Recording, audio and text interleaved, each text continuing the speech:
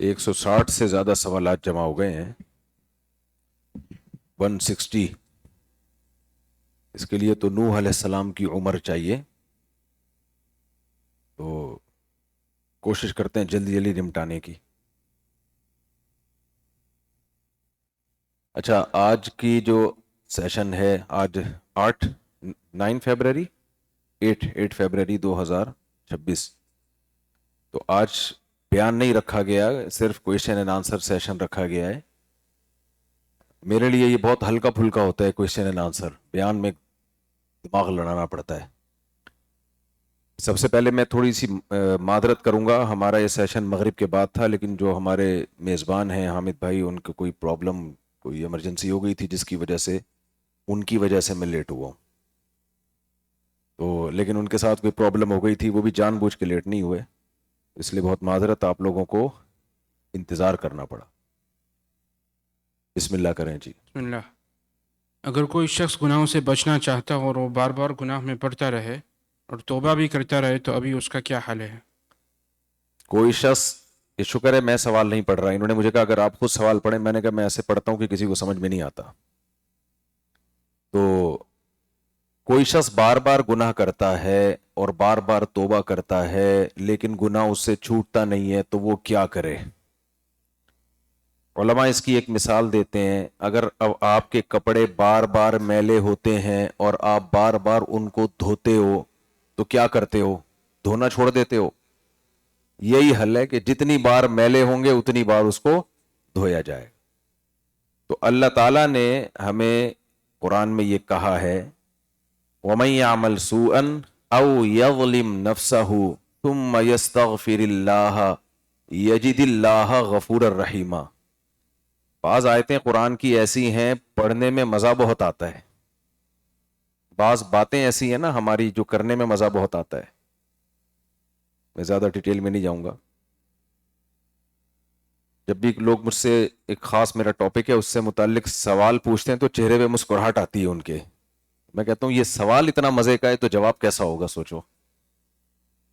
تو لیکن بعض قرآن کی آیتیں ایسی ہیں جن کو پڑھنے میں بڑا مزہ آتا ہے. ان میں ایک آیت یہ بھی ہے، اللہ کہتے ہیں جو شخص بھی گناہ کرے گا، من یعمل سوءا او یظلم نفسہ، اپنی جان پہ ظلم کر بیٹھا، ثم یستغفر اللہ، اب اسے ندامت ہو گئی کہ کاش میں یہ گناہ نہ کرتا، تو وہ آ کے اللہ کے سامنے معافی مانگتا ہے، توبہ کرتا ہے. توبہ کے 3 ارکان ہیں. جو ہو چکا اس پہ ندامت ہو کہ کاش میں یہ نہ کرتا. دوسرا رکن اس وقت اس گناہ کو چھوڑ دے. تیسرا آئندہ اللہ سے عہد کرے کہ اللہ وعدہ کرتا ہوں آئندہ نہیں کروں گا. 3 کام کر کے اللہ سے معافی مانگ لے. اللہ نے یہ نہیں فرمایا کہ اللہ اس کو معاف کر دے گا. اگر یہ الفاظ ہوتے تو وہ مزہ نہ آتا اس آیت میں جو آ رہا ہے. اللہ نے فرمایا یجد اللہ غفور الرحیم، اللہ کو وہ پائے گا معاف کرنے والا بھی اور رحم کرنے والا بھی. یہ ایسا ہی ہے، آپ نے کسی سے کچھ پیسے مانگے، اس نے کہا میرے گھر پہ آؤ، تو یوں نہیں کہا کہ آؤ گے تو میں تمہیں پیسے دے دوں گا. تم جب آؤ گے تو وہاں تمہیں پتا چلے گا، ایک سیٹھ کو پاؤ گے تم، ایک جو بڑا سخی ہوگا. تو یہ ایک انداز ہوتا ہے.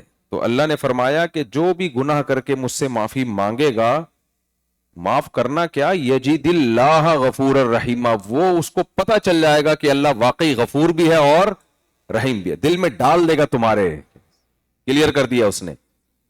اس لیے بھائی جب اللہ بار بار معاف کرنے کے لیے تیار ہے تو بار بار توبہ کرنے میں ہم کیوں ہچکچائیں؟ ہمارے ایک دوست تھے جن سے کوئی عادت پڑ گئی تھی ان کو شراب وراب کی، توبہ کرتے پھر پی لیتے پھر توبہ کرتے.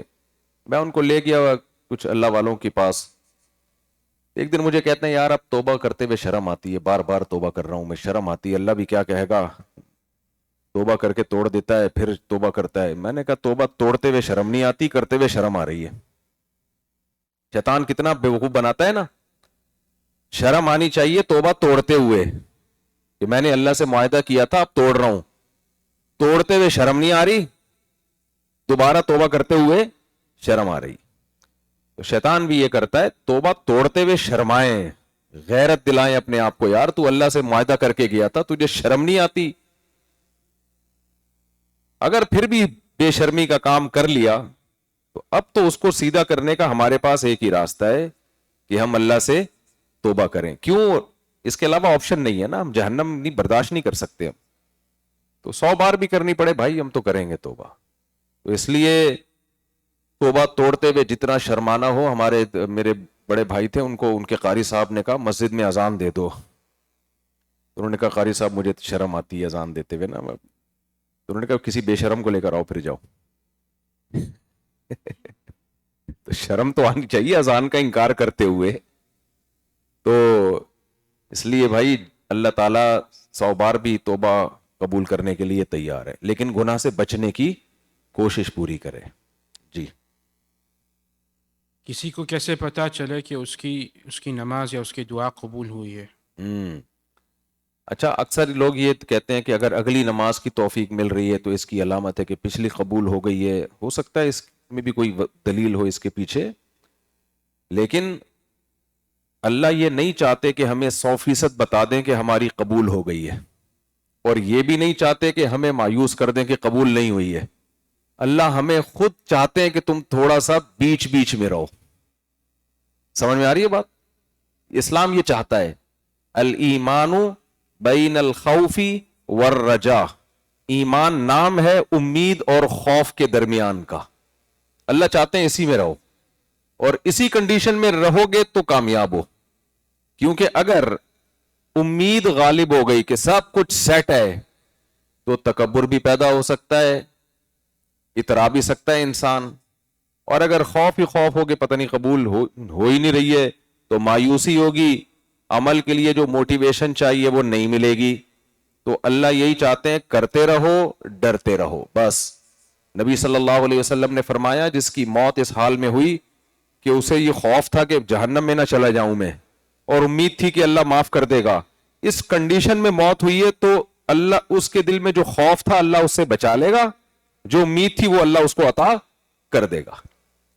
تو نہ فنٹر بننے کی ضرورت ہے کہ ہم بڑے نیک ہیں, فٹ فاٹ سب سیٹ, اوکے کی رپورٹ کہتے ہیں نا, اوکے کی رپورٹ ہے. ہم لوگ, میں جب خیریت کسی سے پوچھتا ہوں نا تو پھر پوچھتا ہوں کیا رپورٹ ہے آج کل, تو کہتے ہیں خیریت ہے. میں کہتا ہوں رپورٹ پیش کرو خیریت کی.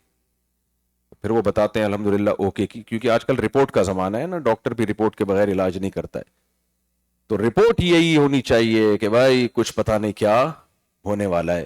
تو اسی کنڈیشن میں اللہ ہمیں رکھنا چاہتے ہیں تاکہ نہ ہم مایوس ہوں اور نہ اترانا شروع کر دیں. تو پکی ڈکی خبر تو مرنے کے بعد پتہ چلے گی کہ کون سے ڈپارٹمنٹ میں ہم نے جانا ہے. اللہ بچائے ہمیں, اس عذاب سے بچائے اللہ تعالیٰ. جی. 8ویں ماہ میں حاملہ عورت کو کیا ضروری ہے روزہ رکھنا؟ دیکھیں, پریگننسی میں روزہ رکھنا یا فیڈ کرانے والی خواتین جو دودھ پلاتی ہیں ان کے لیے روزہ رکھنا, ابھی رمضان آ رہا ہے تو یہ سوال بہت پوچھا جاتا ہے. اللہ تعالیٰ نے 2 قسم کے لوگوں کو روزہ رکھنے کی چھوٹ دی ہے. قرآن میں صاف ہے کہ فمن کان منکم مریضن او علی سفرن, بیماری میں یا سفر میں. تیسری کوئی کنڈیشن نہیں ہے جس میں آپ روزہ چھوڑ سکتے ہو. آپ کہہ سکتے ہو میری جاب بہت ٹف ہے میں روزہ چھوڑ دوں, نہ. آپ کہہ سکتے ہو میں گرمیوں میں مزدوری کا کام کرتا ہوں, کنواں کھودتا ہوں, روزہ چھوڑ دوں, نہیں. 2 صورتیں قرآن میں جس میں اجازت ہے, بیماری یا سفر. اب بیماری کا مطلب کیا ہے؟ بیماری کا مطلب یا تو بیمار ہو, روزہ رکھنے سے بیماری بڑھنے کا خطرہ ہو, یا بیماری کے لمبا ہونے کا خطرہ ہو. بعض بیماریاں ایسی ہوتی ہیں وہ ہوتی تو بیماری ہے لیکن اس کا روزے سے کوئی لینا دینا نہیں ہے. روزہ رکھنے کے نہ وہ بیماری بڑھے گی نہ اس کے دورانیہ بڑھے گا, ڈیوریشن بڑھے گی, تو اس بیماری میں بھی روزہ رکھنا پڑے گا آپ کو. مثال کے طور پر کسی کو کھانسی ہے, ڈاکٹر نے بولا روزہ رکھنے سے تمہاری کھانسی بڑھے گی نہیں, اور روزہ رکھنے سے نہ کھانسی کا ڈیوریشن بڑھے گا نہ کھانسی اس کا, بلکہ بعض بیماریوں میں تو روزہ رکھنے سے فائدہ, شوگر ہے آپ کو تو روزہ رکھنے سے وہ شوگر کنٹرول ہو جائے گی جس کی شوگر بڑھی ہوئی ہے. تو اس لیے خوب اچھی طرح سمجھ لیں کہ روزہ رکھنے سے اگر یہ خطرہ ہے کہ میری بیماری بڑھ جائے گی मेडिसिन नहीं ले पाऊंगा, बीमारी बढ़ जाएगी, या बीमारी का ड्यूरेशन बढ़ जाएगा, यानी होगी तो उतनी लेकिन ठीक ठीक मैं देर से आऊंगा, इन दो सूरतों में आपके लिए रोजा छोड़ना जायज है। अब प्रेगनेंसी में बहुत सी खवातीन पूरे रोजे रखती हैं, कुछ भी नहीं होता उनको फिटफाट, बच्चों को फीड कराती हैं, कुछ भी नहीं होता। लेकिन कुछ खवातीन ऐसी हैं जो प्रेगनेंसी में रोजा रखें तो उनके लिए बहुत कोई बीमारी का खतरा होता है उनको, या बच्चे को खतरा होता है। फीड कराती है तो उनको चक्कर आना शुरू हो जाते हैं, रोजा रखा नहीं जाता। अगर वो रोजा रखेंगी तो दूध नहीं आता, बच्चे का भूखा फिर चीखता है, उसके बीमार होने का खतरा है। तो ऐसी कंडीशन में प्रेग्नेंट औरत या दूध पिलाने वाली औरत के लिए रोजा छोड़ना जायज है। तो प्रेगनेंसी या बच्चे को फीड कराना खुद कोई ऐसा उजर नहीं है कि जिससे रोजा छोड़ना जायज हो, क्योंकि ये बीमारी नहीं है, बल्कि प्रेगनेंसी ना होना बीमारी है। नेचुरल तो यही है ना, प्रेगनेंसी होना या फीड कराना। तो इसलिए मैं ऐसी खवातीन को जो प्रेग्नेंट हैं या बच्चे को दूध पिलाती हैं, उनसे मैं कहता हूं कि मगरिब से लेके सुबह सादिक तक नॉन स्टॉप खाइए। बहुत टाइम है, इफ्तारी के वक्त खाना शुरू करें, और अब तो सर्दियों के रोजे आ रहे हैं, अब तो कोई मसला ही नहीं है। मगरिब के बाद खाना शुरू करें और जायदादें खा जाएं, आपके पास सुबह सादिक तक का टाइम है। शौहर की पैंट में जितने पैसे हैं पैंट समेत खा जाएं, वो भी बेच दें आप, बहुत टाइम होता है। उसके बाद क्या होता है, आधा दिन तो वैसे ही लोगों का सो के गुजर जाता है। हाँ, जॉब करने वाली खवातीन के लिए मसला होगा, तो फिर भी अगर चक्कर आ रहे हैं, मेरा ख्याल है फिर नहीं आएंगे चक्कर इंशाल्लाह। तो रमजान का रोजा है भाई, ये मजाक नहीं है। इसको ऐसा नहीं है कि चाहो रख लो चाहो छोड़ दो। तो मसला तो मैंने यही बताया कि सेहत का नुकसान हो रहा है, चक्कर आना भी एक बीमारी है। तो अगर वो है तो फिर रोजा छोड़ा जा सकता है, लेकिन वो नहीं है तो फिर प्रेगनेंसी या बच्चे को दूध पिलाना बजाते खुद कोई ऐसा उजर नहीं है जिसमें रोजा छोड़ने की इजाजत हो। जी। फूड डिलीवरी करना कैसा है? बहुत बड़ा इनकम का एक ज़रिया है कनाडा में। बहुत स्टूडेंट्स यहाँ काम करते हैं जॉब न होने की वजह से। क्या ये जायज़ है या फिर कुछ रकम सदका कर दे जो इनकम में से आए? देखें, फूड डिलीवरी में जो हराम गोश्त है वो कभी भी नहीं डिलीवर कर सकते आप, शराब डिलीवर नहीं कर सकते। तो अगर आपने कोई हराम गोश्त डिलीवर किया या शराब डिलीवर की तो उसका जो आपको कमीशन मिलेगा वो नाजायज होगा। बाकी अगर आपके पास कोई मुतबादिल जॉब नहीं है और आप यही जॉब मजबूर हैं तो गुनाह तो बहरहाल गुनाह है, उसको जायज नहीं कहा जा सकता। अलबत्ता इनकम को हलाल करने के लिए फिर इतना कर लें कि जितना उसमें हराम शामिल हुआ है उस हराम को सदका कर दिया जाए एक अंदाजे से। पूरा महीना यही तो नहीं कर रहे होंगे ना, कुछ ढंग की चीज भी तो डिलीवर कर रहे होंगे। एक अंदाजा कर लगाना पड़ेगा, अगर पता नहीं होता तो एक अंदाजा लगाना पड़ेगा कि किस हद तक मैंने हराम डिलीवर किया है, तो उतने पैसे सदका करने पड़ेंगे। लेकिन फिर भी काम बहरहाल ये गलत ही रहेगा, क्योंकि मुसलमान को इतनी भी इजाजत नहीं है। कोई आपसे कहता है ना शराब मुझे यहां से यहां रख दो, ये मुझे पिला दो, ढक्कन खोल दो बोतल का, ये भी इजाजत नहीं है। तो ना हराम हम इस्तेमाल कर सकते हैं, ना हराम के इस्तेमाल में हम किसी की मदद कर सकते हैं। जी, हराम सदका वाकई नहीं हो सकता, लेकिन ये जो हराम अर्निंग होगी ना, ये सदका वो वाला सदका नहीं है जो सवाब वाला सदका है। ये है गिलाजत से अपने हलाल आमदन को बचाने के सदका। इसलिए इसमें कहते हैं सवाब की नीयत के बगैर, सवाब की नीयत के बगैर जान छुड़ाने के लिए आपके एक नापाक चीज आपके हलाल माल में शामिल हो गई है, तो उस हलाल को गंदगी से बचाने के लिए सदका। तो इसलिए इसमें कहते हैं कि सवाब की नीयत नहीं कर सकते आप, क्योंकि हराम माल से अल्लाह नेकी नहीं मिलती। उसमें जान छुड़ाने के लिए कि ये मेरा ये वाला माल तो पाक हो जाए ना। जी, चाय में मक्खी गिर जाए तो मक्खी उठा के फेंकी जाती है ना। कोई कंजूस आदमी, कंजूस के बारे में आता है ना, मक्खी चूस, वो क्या करते हैं, चाय में मक्खी गिरी चूस के फेंक रहा है ताकि जाया ना हो। तो एक आदमी गंडेरियां खाता था तो पीछे चूस चूस के फेंक रहा था, तो पीछे कंजूस उसकी चूसी हुई गंडेरियां खा रहा है। तो इसने बोला तुझे शर्म नहीं आती, कंजूस आदमी, मेरी चूसी हुई गंडेरियां तू खा रहा है। कह रहा है शर्म तुझे आनी चाहिए, एक कतरा भी नहीं छोड़ रहा इसमें। चलें। यहाँ वेस्टर्न कंट्रियों में बच्चों की तरबियत कैसे की जाए? देखें, यहाँ वेस्टर्न कंट्री में बच्चों की तरबियत के लिए ज़रूरी है कि आप मस्जिद के करीब रिहाइश इख्तियार करें, तबलीगी जमात वालों से ताल्लुक़ कायम करें, सह रोज़े की 4 महीने की चिल्ले की जमातों में खुद भी निकलें, बच्चों को भी निकालें, رمضان میں بچوں کو افطاری میں لے کے جائیں تو انشاءاللہ وہ بہت زیادہ اچھے بچے بن جائیں گے انشاءاللہ. اور مجھے تو یہاں کے جو دیندار بچے ہیں بہت اچھے لگ رہے ہیں ماشاءاللہ، ایسے بہترین قسم کے. تو مسجد کے قریب رہنا ضروری ہے، جہاں مسلمان کمیونٹی ہو وہاں رہیں. ایسے لوگ ہیں جنہوں نے زیادہ پیسوں کی لالچ میں اپنی کہیں موو کر گئے، وہ وہاں سارے وہ لوگ تھے جو دائیں بائیں شراب کباب میں تھے، تو بچے بگڑ گئے. تو اس لیے مسلم کمیونٹی کو ترجیح دینا، ان لوگوں میں رہیں جہاں شراب کباب نہیں ہے اور آپ کا اپنا کلچر ہے. بچہ دائیں بائیں کے ماحول کو دیکھتا ہے، دائیں بائیں کا ماحول کو. ماحول اگر خراب ہے اور آپ نیک ہیں تو پھر آپ کو وہ بیوقوف سمجھنا شروع کر دے گا. اور اگر چاروں طرف ماحول بہتر ہے، اب تو اتنی آبادی یہاں ہو گئی ہے مسلمانوں کی کہ آپ اس کو میرا خیال ہے ایک اچھا ماحول دے سکتے ہیں. ہر رمضان میں ہم انڈیا زکوٰۃ بھیجتے ہیں، اس بار رمضان کے بعد انڈیا جانے کا پلان ہے.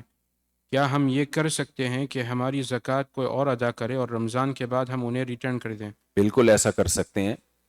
آپ کسی کو زکوٰۃ کا وکیل بھی بنا سکتے ہیں.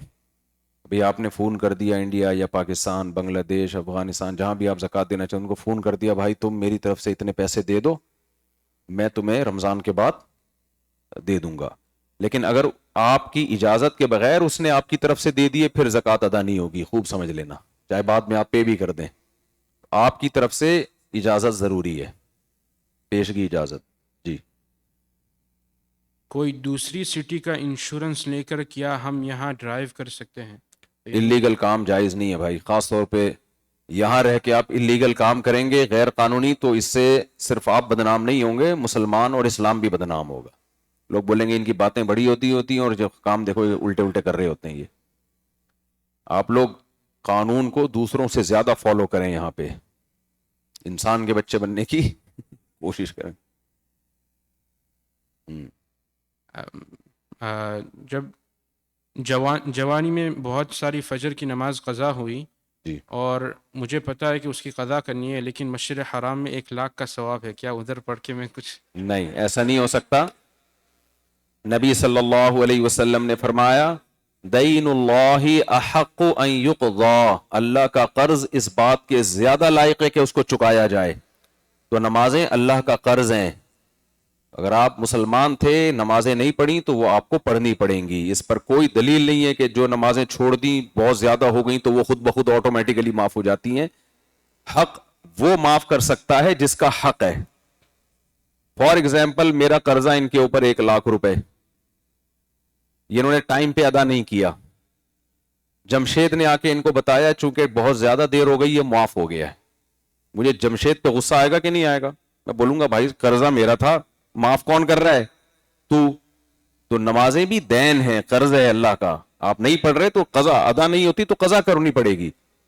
تو اگر ہمارے پاس کوئی وحی ہوتی، نبی کی حدیث ہوتی کہ جب نمازیں بہت زیادہ ہو جائیں اور جان کر چھوڑی ہوں تو وہ قضا لازم نہیں ہے، تو ہم کہتے ہیں قضاء عمری لازم نہیں ہے. ہمارے پاس ایسی کوئی دلیل نہیں ہے. ہمیں تو ملتا ہے جب نبی کی نماز قضا ہوئی ہے آپ نے پڑھی ہے، تو اس لیے وہ پڑھے بغیر معاف نہیں ہوتی، تو آپ کو وہ پڑھنی پڑیں گی. اب فجر کی نمازیں بہت ساری چھوڑی، ایک اندازہ لگا لیں کہ اندازاً کتنی چھوڑی ہوں گی تو وہ پڑھ لیں. اچھا، بہت سے لوگ کہتے ہیں دین میں تنگی نہیں ہے، اب 10 سال 15 سال کی نمازیں قضا کرنا یہ اسلام میں اتنا مشکل دین تو نہیں ہے. واقعی دین میں تنگی نہیں ہے، لیکن یہ تنگی جب ہوتی جب ہم کہتے ہیں 10 سال کی نمازیں آپ 1 سال میں پڑھیں یا 1 دن میں پڑھیں. بھائی 10 سال کی نمازیں 10 سال میں پڑھو نا. تبھی علماء کہتے ہیں کم سے کم پچھلی زندگی میں جو نمازیں قضا ہوئی ہیں 1 دن میں 1 دن کی پڑھ لیں آپ، اس میں کوئی حرج نہیں ہے. 1 دن میں 100 دن کی نمازوں کا کہا جا رہا ہوتا تو یہ حرج اور تنگی تھی کہ کوئی اور کام کر نہیں پاتا. تو جب نماز کے لیے آئے پچھلی قضا عمری میں سے 1 نماز پڑھ لیں اور ڈائری میں نوٹ کرتے رہیں اس کو. صرف دماغ پر وہ نہ رکھیں کہ کیونکہ یاداشت پہ ہوتا ہے اتنے کنفیوز ہو جائیں گے کہ پتہ نہیں کتنی ہوئی ہے، تو ایک نوٹ کر لیں اس کو، جو ہوتی جائے اس کو کاٹتے چلے جائیں تو ہو جائے گی انشاءاللہ. مائیں اس زمانے میں بہت ضرورت سے زیادہ باہر رہتے ہیں اور کڈز بچوں کو چائلڈ کیئر میں ڈالتے ہیں، تو ان کو کیسے سمجھایا جائے؟ آگے نسلوں کی فکر ہے. والدین گھر سے باہر رہتے ہیں جی، اور بچوں کو چائلڈ کیئر میں ڈال. چائلڈ کیئر میں ڈالتے ہیں. والدین گھر سے باہر رہتے ہیں تو بچے ہوئے کیسے ان کی، میری یہ سمجھ سے بالاتر ہے. بہرحال میرے پاس ایسے کیس آتے ہیں, وہ 6 سال سے لڑائی ہو رہی ہے میاں بیوی کی, اور بچے بھی 6 ہیں. میں کہتا ہوں تم لوگ 6 سال سے لڑ رہے ہو اور 6 بچے ہو گئے, نہیں لڑ رہے ہوتے تو کتنے ہوتے, خود سوچو. تو یہ ایسا میاں بیوی کا رشتہ ہے کہ لڑ بھی رہے ہوتے ہیں اور بچے بھی مارکیٹ میں آ رہے ہوتے ہیں. خیر, تو چائلڈ کیئر میں ڈال دیتے ہیں. بہرحال یہ نہ پیدا کرنے سے تو بہتر ہے, اس سے بہرحال بہتر ہے کہ ہمارے پاس چونکہ ٹائم نہیں ہے تو ہم بچوں کی پیدائش کو روک لیتے ہیں. یہ بھی ہوتا ہے کہ ہم نبی نہیں, ابھی 10 سال بعد پیدا کریں گے. اس سے بہتر ہے کہ پیدا کر کے چائلڈ کیئر میں پلوا لو, یہ بہتر ہے. نہ پیدا کرنے سے بہرحال بہتر ہے یہ. لیکن بچے پہ بہرحال اس سے اثر پڑتا ہے. جب بچہ ماں باپ سے دور ہوتا ہے, اس کو وہ محبت نہیں ملتی جو ماں کی محبت اور باپ کی محبت ہے. بھائی اس کا کوئی آلٹرنیٹ اللہ نے پیدا کیا ہی نہیں ہے. جمشید وہ محبت دے ہی نہیں سکتا جو باپ اور ماں دے سکتے ہیں. تو بچہ محرومیوں کا شکار ہو جاتا ہے. پھر بچے کو بہن بھائی بھی چاہیے. جو چائلڈ اسپیشلسٹ ہیں, جو نفسیات کے ماہر ہیں بچوں کے, وہ کہتے ہیں کہ بچے کو کھیل کود کے لیے اپنی ہی عمر کا اپنا بہن یا بھائی چاہیے, جس سے وہ دل کی باتیں کرتا ہے, شرارتیں کرتا ہے. اگر وہ بھی نہیں ملے گا تو اس سے بھی بچے کی جو مینٹل ہیلتھ ہے وہ متاثر ہوتی ہے. تو نیچر سے بغاوت نہ کریں, بچوں کو خود پیدا بھی کریں, گھر میں پالیں بھی ان کو, اور ٹائم دیں ان کو. یہ آپ ہی کے لیے فائدہ مند ہوگا. اور دوسرا درجہ یہ ہے کہ آپ اتنے بزی ہیں کہ آپ کے پاس ٹائم ہی نہیں ہے بچے پالنے کا, تو روکیں نئی نسل پیدا کر لیں, بے شک چائلڈ کیئر میں پلوا لیں. تو یہ نہ پیدا کرنے سے بہرحال بہتر ہے. میرے 19 سال کے بچے کو شراب اور ڈرگز سے کیسے بچاؤں؟ ابھی شروع کیا ہے, ابھی تک بہت نیک تھا. یہ عمر جو ہے نا 13 سال سے لے کے 24-25 سال تک کی عمر, یہ بہت خطرناک ہوتی ہے. اس میں بہت زیادہ کیئر کرنی پڑتی ہے بچوں. تو میں نے آپ کو بتایا کہ شروع سے ہی بچوں کو تبلیغ والوں میں بٹھائیں, نیک لوگوں میں بٹھائیں, صحبت. نوح علیہ السلام پیغمبر تھے, اللہ نے ان کو دین کی دعوت کے لیے بھیجا, لیکن ان کا بیٹا کافر ہو کے مرا ہے. عذاب اپنی آنکھوں سے دیکھ کے بھی ایمان نہیں لایا. کیوں؟ چاروں طرف جو ماحول تھا, وہ ماحول اور نوح علیہ السلام کی دعوت, وہ دونوں آپس میں میچ نہیں کر رہے تھے. وہ ماحول تھا وہ بالکل نوح علیہ السلام کی دعوت سے 180 ڈگری تھا. تو آپ کا اپنا بیٹا اس ماحول سے متاثر ہوا ہے. اس سے پتہ چلتا ہے جو انوائرمنٹ ہے دائیں بائیں کا, وہ بہت پاورفل ہوتا ہے آپ کی تربیت میں اور آپ کو بگاڑنے میں. تو اس لیے بھائی ایسی کمیونٹی میں جا کے رہیں, بچوں کی دوستیاں ایسی جگہوں پر ہوں جو شراب کباب سے بچتے ہیں, اور اب ہو گیا ہے تو محبت سے سمجھائیں اس کو, اور اب سختی نہ کریں. ڈانٹ ڈپٹ سختی کرنے سے کوئی فائدہ نہیں ہوگا, وہ اور باغی ہو جائے گا. تو اب اس کا طریقہ یہی ہے کہ اس کو محبت سے سمجھاتے رہیں, اور تبلیغ والوں کو بولیں کہ آؤ تھوڑا سا ہمارے بچوں کو بھی وہ ہدیے دے. میں آپ کے سامنے بیٹھا ہوں, یہ 3 دن کی جماعت آئی تھی. میں تو کالج میں 2nd ایئر میں پڑھ رہا تھا, ایس ایم سائنس کالج میں. 3 دن کی جماعت آئی تھی. اس میں ایک پٹھان مولانا صاحب تھے, انہوں نے مجھے ہدیے دے کے محبت سے سمجھا کے پھسلا کے مولوی بنا دیا. سمجھ رہے ہو, تبلیغ میں لے گا اور پھر وہاں سے لے کے مولوی بنا. تو بہت سارے کام تبلیغ والے بڑی تمیز سے کر لیتے ہیں. تو اس لیے میرا خیال ہے ان سے جوڑو, بزرگوں سے. یہاں بھی بزرگ ہیں, اللہ والے لوگ ہیں, ان کی صحبت میں لے کے جاؤ. لالچ دو ان کو, بچوں کو تو لالچ دو ان کو, تو اس سے ہی کام بنے گا یہاں پہ. تو اور تو کوئی حل نہیں ہے. میں بھی دل سے دعا کرتا ہوں اللہ آپ کے بچے کو نیک اور صالح بنائے. اگر 95 سال کا شخص کوئی 5 وقت کی نماز نہ پڑھ سکتا ہو بیماری کی وجہ سے, تو اس کا حل کیا ہے؟ دیکھیں, نماز 95 سال ہو یا 100 سال, یہ پڑھنی پڑے گی. بیماری ہو یا صحت ہو, تو یہ ہر صورت میں پڑھنی پڑے گی. ہاں, جب تک دماغ کام کر رہا ہے. اگر کسی کی بڑھاپے کی وجہ سے دماغ ہی کام نہیں کر رہا, ان کو پتہ ہی نہیں چل رہا نماز کا ٹائم کب آ رہا ہے کب جا رہا ہے, تو پھر معاف ہے. جب تک دماغ سلامت ہے, گردن ہل رہی ہے گردن, تو اس وقت تک نماز پڑھنی پڑے گی. تو کھڑے ہو کے نہیں پڑھ سکتے, بیٹھ کے پڑھیں, بیٹھ کے نہیں پڑھ سکتے, لیٹ کے گردن کے اشارے سے پڑھیں. تو گردن ہی خدا نخواستہ کسی کی ہلنا بند ہو جائے تو اب تو کوئی صورت نہیں بچتی اس کی. جب تک گردن ہل رہی ہے اس وقت تک نماز پڑھنی پڑے گی, معاف نہیں ہے. فرض نماز کی قرات میں غلطی ہو گئی تو اس پہ سجدہ سہو لاگو ہوتا ہے یعنی؟ دیکھیں قراءت میں غلطی سے سجدہ سہو لازم نہیں ہوتا، البتہ غلطی اگر اس نوعیت کی ہوئی ہے کہ کفریہ معنی بن گئے، بالکل اس کا معنی ہی ایسا ہو گیا جو کفریہ معنی، تو پھر نماز ہی ٹوٹ جائے گی اگر اس کی کریکشن نہیں کی قاری صاحب نے۔ مثال کے طور پر قرآن کی ایک آیت ہے لَإِنْ أَشْرَكْتَ لَيَحْبَطَنَّ عَمَلُكَ وَلَتَكُونَنَّ مِنَ الْخَاسِرِينَ، اگر آپ نے شرک کیا تو آپ خسارے والوں میں سے ہو جائیں گے۔ اب امام صاحب نے پڑھا لَإِنْ أَشْرَكْتَ لَتَكُونَنَّ مِنَ الْمُفْلِحِينَ، اگر آپ نے شرک کیا تو آپ کامیاب ہو جائیں گے۔ اب یہ بالکل کیا معنی ہو گیا؟ یہ بالکل ہی اپوزٹ ہو گیا نا۔ تو اگر امام نے کریکشن نہیں کی، ایسی غلطی کی، تو وہ نماز دوبارہ لوٹانی پڑے گی۔ اب یہ چونکہ جن کو ترجمہ آتا ہے وہی علماء بتائیں گے کہ یہ بالکل ہی الٹ ہو گیا معنی، تو اس لیے وہاں پھر کسی عالم سے پوچھ لیا جائے۔ اگر اس سے کم درجے کی غلطی ہے تو غلطی ہے، لیکن نماز ٹوٹے گی نہیں اس سے۔ کیا لڑکی کا نکاح ولی کے بغیر ہو سکتا ہے؟ دیکھیں لڑکی کا نکاح اس کے ولی کی اجازت کے بغیر ہو سکتا ہے کہ نہیں ہو سکتا، یہ مسئلہ بھی اختلافی مسائل میں سے ایک ہے۔ امام شافعی، امام احمد ابن حنبل، امام مالک رحمہم اللہ تعالی کے نزدیک لڑکی کا نکاح اس کے ابا کی اجازت کے بغیر، اس کے ولی کی اجازت کے بغیر نہیں ہو سکتا۔ تبھی عرب ملکوں میں چونکہ فقہ حنبلی رائج ہے تو ان کے ہاں بہت سخت قانون ہے کہ لڑکی باپ کے بغیر نکاح کر نہیں سکتی، اور ان کی دلیل حدیث ہے۔ نبی صلی اللہ علیہ وسلم نے ارشاد فرمایا ایما امرأة نکحت بغیر اذن ولیہا فنکاحها باطل باطل باطل، جو ولی کی اجازت کے بغیر نکاح کرے نکاح باطل ہے باطل ہے باطل ہے۔ فقہ حنفی میں امام ابو حنیفہ اور ان کے جو ساتھی ہیں امام ابو یوسف، امام محمد، ان کے نزدیک ولی کی اجازت کے بغیر بھی لڑکی اگر نکاح کرے تو نکاح ہو جاتا ہے۔ ان کی دلیل ہے قرآن مجید کی آیت۔ امام ابو حنیفہ کا موقف، ایک اصول یہ ہمیشہ سے یہ رہا ہے کہ وہ اس قرآن کو سپیریئر رکھ کے حدیث میں تعویل کرتے ہیں۔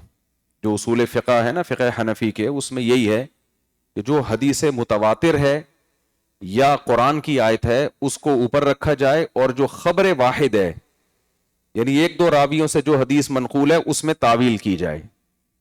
اگر تعویل کے قابل نہ ہو تو اس کو رد ہی کر دیتے ہیں وہ کہ بھئی یہ ایک بندے کی خبر ہے، اس میں غلطی کا امکان ہو سکتا ہے، جو قرآن ہے یا متواتر حدیث ہے اس میں امکان نہیں ہو سکتا۔ تو ہم قرآن میں دیکھتے ہیں کہ اللہ تعالیٰ نے عورت کی طرف ڈائریکٹ نکاح کی نسبت کی ہے، حتی تنکح زوجا غیرہ، یہاں تک کہ یہ عورت کسی مرد سے نکاح کر لے۔ تو اللہ کہتے ہیں اس میں، امام حنیفہ کہتے ہیں اس میں عورت کی طرف نسبت ہو رہی، وہ نکاح کر لے۔ اگر اس کے پاس یہ کرنے کا آپشن ہی نہ ہوتا تو آیت یہ ہوتی کہ اس کا ابا اس کا نکاح جب تک کرا نہ دے۔ دوسری بات صحیح بخاری کی حدیث ہے، نبی صلی اللہ علیہ وسلم کی خدمت میں ایک خاتون آئی، عرض کیا کہ یا رسول اللہ میں آپ سے نکاح کرنا چاہتی ہوں۔ آپ صلی اللہ علیہ وسلم نے رغبت کا اظہار نہیں کیا۔ ایک اور صحابی نے کہا کہ آپ اگر نکاح نہیں کرنا چاہتے تو میرا نکاح کر دیں۔ تو آپ صلی اللہ علیہ وسلم نے ان کا نکاح ایسے کیا، زوجتکھا بما معک من القرآن، تمہارے پاس مہر دینے کے لیے کچھ بھی نہیں ہے تو جو صورتیں تمہیں یاد ہیں وہ اپنی زوجہ کو یاد کرا دینا، بس اسی مہر میں نے تمہارا نکاح ان سے کر دیا۔ تو اب اگر ولی کی اجازت ضروری ہوتی تو آپ صلی اللہ علیہ وسلم اس خاتون سے پوچھتے کہ تمہارے والد راضی بھی ہیں یا نہیں ہیں، وہ تو آئیں اور آپ نے ان کا نکاح پڑھا دیا۔ اس طرح کی اور بھی احادیث ہیں، تو اس لیے امام حنیفہ نے اس حدیث میں تعویل کی ہے اور بخاری کی اس حدیث کو سپیریئر مانا ہے اور قرآن کی آیت کو بھی۔ اور اس حدیث میں کیا تعویل ہے؟ وہ تعویل یہ ہے کہ یہاں ولی کا مفہوم کیا ہے؟ ولی صرف باپ کو نہیں کہتے، سب سے پہلے انسان اپنا متولی خود ہوتا ہے۔ تو اس کا ایک مطلب یہ بھی ہو سکتا ہے کہ کسی کی شادی اس کی مرضی کے بغیر نہیں ہو سکتی، کیونکہ متولی انسان خود ہوتا ہے نا۔ ولی کا مطلب کیا ہے؟ جو بھی عورت نکاح کرے اپنے ولی کے بغیر، یعنی دوسری حدیث ہے، یہ والی حدیث میں یہ تعویل نہیں بنتی، دوسری حدیث میں اس حدیث کی جو تعویل کی ہے وہ یہ ہے کہ اس سے وہ نکاح مراد ہے جو غیر کفو میں ہو، یعنی عورت اگر اپنے پیرلل میں نکاح نہیں کر رہی، اپنے سے کمتر میں نکاح کر رہی ہے تو پھر ولی کی اجازت کے بغیر یہ نکاح کنسیڈر نہیں ہوگا۔ لیکن اگر اپنے جوڑ میں نکاح کر رہی ہے تو پھر اس کو ولی کی اجازت کی ضرورت نہیں ہے. اور فقہ حنفی میں فتویٰ اسی پر ہے کہ اگر عورت اپنے سے بہت کمتر میں نکاح کر رہی ہے تو اس کو ولی کی اجازت لینی پڑے گی, اور اگر اپنے جوڑ کی شادی کر رہی ہے جو اس کے مناسب ہے تو اس میں ولی کی اجازت ضروری نہیں ہے. اس طرح سے قرآنی آیات اور احادیث سب آپس میں منطبق ہو جاتی ہیں. اب خلاصہ کلام کا کیا نکلا, آپ کہیں اتنی لمبی تقریر کر دی, خلاصہ کیا نکلا؟ یہ اختلافی مسئلہ میں نے اس لیے بیان کیا کیونکہ آپ مختلف اسکالر سے اس کے جواب مختلف سنیں گے, تو اس لیے میں نے پورا اس کا ایک خلاصہ آپ کے سامنے پیش کر دیا ہے. تو خلاصہ یہ نکلا کہ لڑکی, بالغ لڑکی اگر اپنے جوڑ کی شادی کر رہی ہے تو اس کے لیے ولی کی اجازت کے بغیر بھی کر دے تو ہو جائے گا نکاح, اور اگر جوڑ کی شادی نہیں ہے, اپنے سے کمتر میں شادی کر رہی ہے, تو پھر اس کو اپنے باپ سے اجازت کے بغیر اس کام کی اجازت نہیں ہے. جوڑ کہتے کس کو ہیں, اب اس کو سمجھیں آپ. جوڑ کا مطلب یہ ہوتا ہے جس کو عرف میں برابر کا سمجھا جاتا ہو. مثال کے طور پر ایک لڑکی ہے, بادشاہ کی بیٹی ہے, اور خدا نخواستہ وہ شادی کر رہی ہے کسی بیچارے جمعدار سے, جھاڑو لگانے والے سے, تو آخرت کے لحاظ سے تو تقوی میں جو تقوی جس میں زیادہ ہوگا وہ اللہ کے نزدیک سپیریئر ہے, لیکن دنیا میں یہ جوڑ کی شادی نہیں کہلائے گی. ایک لڑکی ڈاکٹر ہے, 8ویں کے بھگوڑے سے وہ شادی کر رہی ہے, اور میں نے شادی کرائی ہے, ولی کی اجازت سے کرائی ہے, کیونکہ رشتے مارکیٹ سے کیا چل رہے ہیں, چارٹ چل رہے ہیں. ڈاکٹروں کی شادیاں میں نے کرائی ہیں 8ویں بھگوڑے سے, اور میں ابا سے کہہ رہا ہوں یہ اس کی لڑکی کے ابا سے یہ نہیں ہے بھائی جوڑ کا, طلاق ہوگی. انہوں نے کہا رشتے مارکیٹ میں کیا ہے, چارٹ ہے, تو مجبوراً یہی ملا تھا ہمیں. ہوئی بات میں ڈیورس ہی ہوئی ان کی. خیر, اب وہ لڑکی ماسٹرز کیا ہوا ہے اور وہ 7ویں کے بھگوڑے سے شادی کر رہی ہے, یہ جوڑ کی کہلائے گی شادی؟ نہ. ایک لڑکی کروڑ پتی ہے, ارب پتی باپ کی ارب پتی بیٹی ہے, اور وہ شادی اس سے کر رہی ہے جو بیچارہ کھانے کو روٹی نہیں ہے اس کے پاس, اتنا غریب ہے, تو یہ جوڑ کی شادی نہیں ہے. اسی طرح ایک لڑکی بہت اونچے خاندان کی ہے, دینداری میں بہت, اور وہ شادی کر رہی ہے ہیروئنچی سے, تو یعنی فقہا نے عرف کو سامنے رکھ کے فیصلہ کیا ہے کہ عرف میں جو جوڑ کی سمجھی جائے گی وہ جوڑ کی ہوگی, جو جوڑ کی نہیں سمجھی جائے گی, جس سے لڑکی کے خاندان کی عزت کا جنازہ نکلنے کا خطرہ ہو, لوگ کہیں تم نے یار اپنی بیٹی چرسیوں میں دے دی, تمہارا دماغ باپ کسی کو منہ دکھانے کے قابل نہ رہے. خلاصہ یہ نکلا. تو ایسی جگہ پہ لڑکی اپنے باپ کی مرضی کے بغیر نکاح نہیں کر سکتی, کیونکہ اس میں اس کے خاندان کو بھی بٹا لگے گا اور آگے نکاح بھی برباد ہو جائے گا. تو اگر وہ پیرالل ہے لڑکا, یا تھوڑا بہت فرق ہے, تو پھر ولی کی اجازت کے بغیر بھی فقہ حنفی میں نکاح ہو جاتا ہے, باقی تینوں فقہ میں نکاح نہیں ہوتا. لیکن کام بہرحال یہ چنگا کام نہیں ہے, اس کی ترغیب نہیں ہے اسلام میں, کیونکہ اس میں نقصانات کا خطرہ.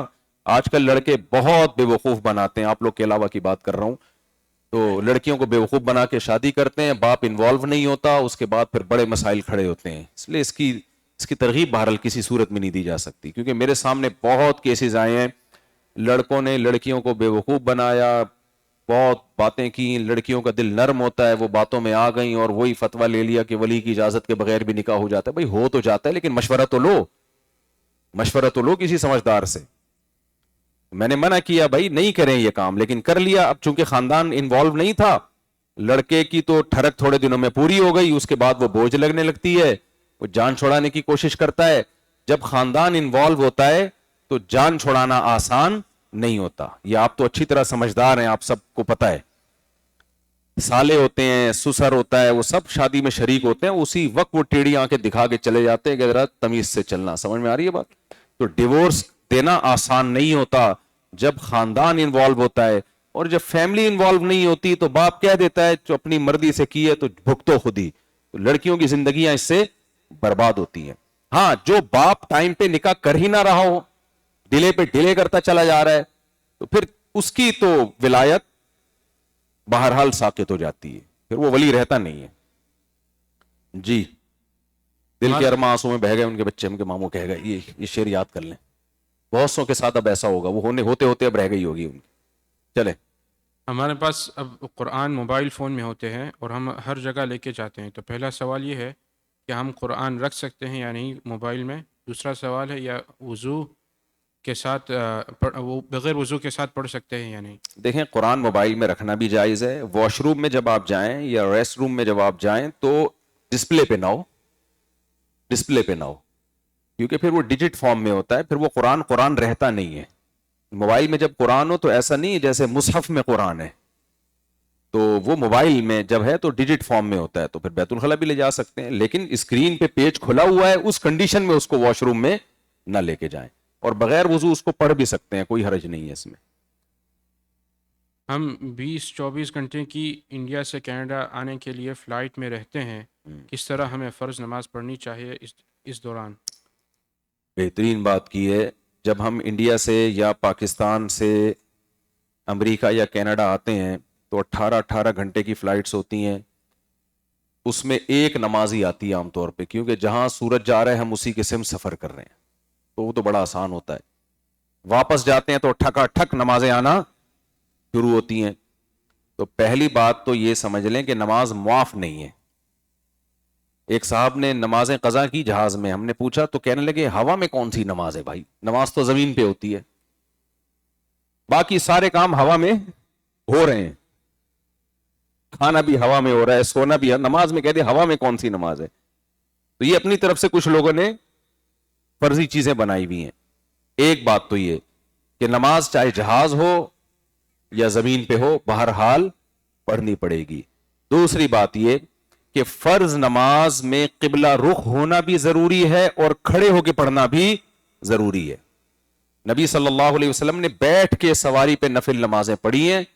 फर्ज नमाज और अहनाफ के नजदीक वितर भी चूंकि वाजिब हैं, तो हनफिया के नजदीक वितर भी खड़े होकर पढ़ने पड़ेंगे आपको। वो कि अब्दुल्ला बिन उमर से साबित है वितर बैठ के पढ़ना भी, खड़े होकर पढ़ना भी, लेकिन इमाम तहावी ने उसका जवाब ये दिया है कि अब्दुल्ला बिन उमर पहले बैठ के पढ़ी, बाद में खड़े होकर पढ़ना इसकी अलामत है। उनकी राय भी वितर के बारे में तब्दील हुई है। तो ये किबला रुख होना भी जरूरी है और खड़े होकर पढ़ना भी जरूरी, क्योंकि कुरान में ऐनमा तुवल्लू ऐनमा तकूनु फवल्लू वजूहकुम शतरल मस्जिदिल हराम, बार बार कुरान में तकरार है, तुम जहां भी हो नमाज में अपना चेहरा तुमने कहां करना है, मस्जिद हराम की तरफ। तो नफिल तो इससे मुस्तस्ना है, नफिल में सवारी पे जहां चाहे मुंह हो बैठ के भी नमाज पढ़ सकते हैं, जिधर सवारी का मुंह होगा उधर ही। गाड़ी में आप जा रहे हैं, नफिल की नीयत बांध लें, किबला रुख होना जरूरी नहीं है, क्योंकि गाड़ी को किबला रुख करेंगे तो फिर पहुंचेंगे ससुराल, पहुंचेंगे कैसे आप, क्योंकि ससुराल मैंने देखा अक्सर किबले की अपोजिट साइड पे होता है वो, सर देख। खैर, तो फर्ज नमाज खड़े होकर पढ़नी पड़ेगी। समझ में आ रही है बात? अब जहाज में सऊदी एयरलाइन में तो तमीज से नमाज की जगह बनी हुई है, बड़ा मजा आता है, किबला रुख भी, नमाज की टाइमिंग भी। सऊदी एयरलाइन की ये बात काम उन्होंने बड़ा खानदानी किया। बाकी जो एयरलाइंस हैं, किसी में आपको खड़े होकर नमाज पढ़ने देते हैं, किसी में पढ़ने नहीं देते। तो जहां पढ़ने दे रहे हैं पढ़ लें, नहीं पढ़ने दे रहे तो फिर अब फड्डेबाजी से के बजाय सीट पे बैठे बैठे मजबूरन पढ़ लें आप उस नमाज, क्योंकि मजबूरी है। लेकिन एहतियात इसी में है कि फर्ज नमाज को एयरपोर्ट पे उतरने के बाद या घर पहुंचने के बाद एहतियातन दोहरा लिया जाए। अगर खड़े होकर पढ़िए तो दोहराने की जरूरत नहीं है, बैठ के पढ़िए तो एहतियातन दोहरा ली जाए। समझ में आ रही है बात? और ये भी अब वुजू का बड़ा मसला होता है और नमाज के औकात का बड़ा मसला होता है जहाजों में। नमाज के औकात के लिए अल्लाह हामिद भाई को जज़ाए खैर दे, इन्होंने मुझे एक ऐप बताई थी हलाल ट्रिप के नाम से, उससे बड़ा फायदा हुआ है मुझे। आप डिपार्चर और अराइवल लोकेशन और टाइम और जहां आप जा रहे हैं वो उस हलाल ट्रिप गूगल पे खोलेंगे, उस पे आ जाएगी। तो जैसे ही आप वो उसमें एंट्री करेंगे ना अपनी लोकेशन और अराइवल टाइम, डिपार्चर टाइम वो डालेंगे, तो वो जहाज के दौरान नमाजों के टाइम, कौन सा टाइम किस वक्त आ रहा है वो बता देगा, और किबला रुख भी बता देगा कि किबला किस तरफ होगा, जहाज जिस सिम्त में आ रहा है उससे किस एरो पे आपने, किस सिम्त में आपने नमाज पढ़नी है। तो इससे आपको नमाजों के टाइम का पता चल जाएगा। दूसरा काम आपका रह जाएगा वुजू कैसे करें।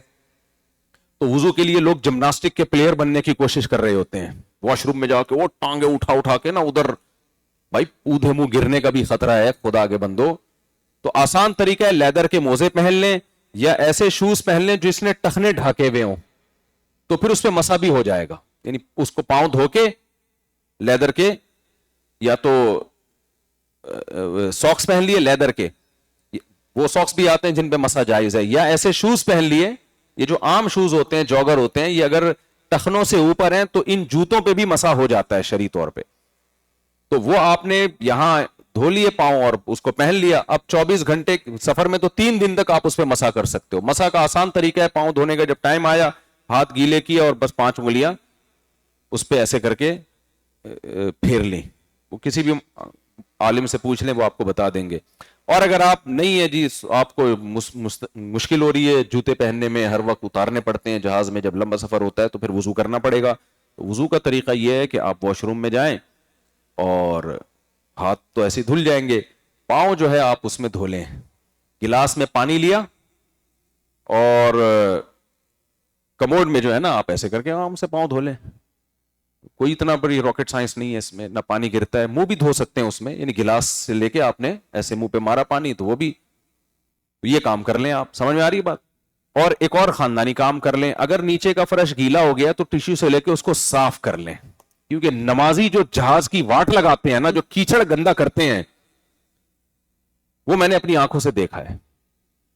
کوئی نمازی ہو کے 10-15 لوگ جہاز میں جا رہے ہو نا, جو واش روم میں جا کے تالاب بناتے ہیں وہ, اور اتنا گندا کر دیتے ہیں کہ اس سے یہ ہوتا ہے کہ یار یہ لوگ بولیں گے کہ نماز تو صفائی سکھاتی ہے, اور جہاں جس جہاز میں نمازی ہوگا وہ جہاز گندا ہو جاتا ہے. تو میرا اپنا عمل تو یہی ہے کہ میں اگر وضو کرتا ہوں, نیچے کچھ پانی گر گیا تو میں ٹیشو سے نیچے کا فرش باقاعدہ صاف کرتا ہوں, اس کو اچھی طرح خشک کرتا ہوں, ٹیشو کو ڈسٹ بن میں ڈالا, ہاتھ کو دوبارہ صابن سے اچھی طریقے سے دھو لیا, باہر آئے تو نیٹ اور کلین واش روم ملتا ہے. ایئر ہوسٹس یا جہاز کا جو عملہ ہے وہ لوگ یہ نہ بولیں کہ یہ ایک پگڑی والے دباز میں آ گئے اور اب یہ گندا کر کے چھوڑیں گے. تو تھوڑا سا ہمت کر لیا کرو, اور ایک وضو سے کم 2 نمازیں پڑھو, نمازوں کو جمع کر لو. اب نمازوں کو جمع کرنا بھی اختلافی مسئلہ ہے, تو احناف کے نزدیک اس طرح سے جمع کی جائے گی کہ آپ نے حلال ٹرپ میں ٹائم دیکھ لیا. فار ایگزامپل آپ نے ٹائم دیکھ لیا کہ بھئی 1:30 بجے ظہر کا وقت ختم ہو رہا ہے, تو آپ نے وضو کیا 1:15 بجے, 1:25 پہ آپ نے ظہر پڑھی, 2 رکعتیں پڑھی, جیسے ہی 1:30 بجے ساتھ ہی آپ نے عصر پڑھ لی. خاندانی کام ہو گیا کہ نہیں ہو گیا؟ اسی طرح مغرب کو آپ نے ڈیلے کیا, عشاء کے قریب لے گئے, مغرب پڑھی, 2-3 منٹ کے بعد آپ نے عشاء پڑھ لی. بخاری میں اسی طرح سے ہے کہ نبی صلی اللہ علیہ وسلم یا عبداللہ بن عمر, ان کے بارے میں آتا ہے کہ مغرب پڑھی انہوں نے, ڈیلے کی, ثم تلبس یسیرن, تھوڑی دیر ٹھہرے, یہ بخاری کے الفاظ ہیں, اور پھر عشاء پڑھ لی. تو اس طرح سے جمع اگر کریں گے تو بالاتفاق وہ تمام ائمہ کے نزدیک اور تمام حدیثوں کے مطابق وہ جمع بالکل درست جمع ہو جائے گی. تو اس طرح گھر میں مریض بھی کر سکتے ہیں, بوڑھے لوگ بھی کر سکتے ہیں, تو ایک وضو سے 2 نمازیں ہو جائیں گی. سمجھ میں آ رہی ہے بات کہ نہیں آ رہی ہے؟ تو نماز پڑھنی پڑے گی. کیوں؟ اللہ کہتے ہیں ان الصلاۃ کانت علی المؤمنین کتابا موقوتا, نماز مومنین پر مقررہ اوقات میں فرض ہے. ایسا نہیں ہے کہ گھر جا کے ساری پڑھ لیں گے, اب یہ تو سفر ہے. اللہ کہتے ہیں ٹائم ہے ہر نماز کا, وہ آگے پیچھے نہیں کر سکتے آپ.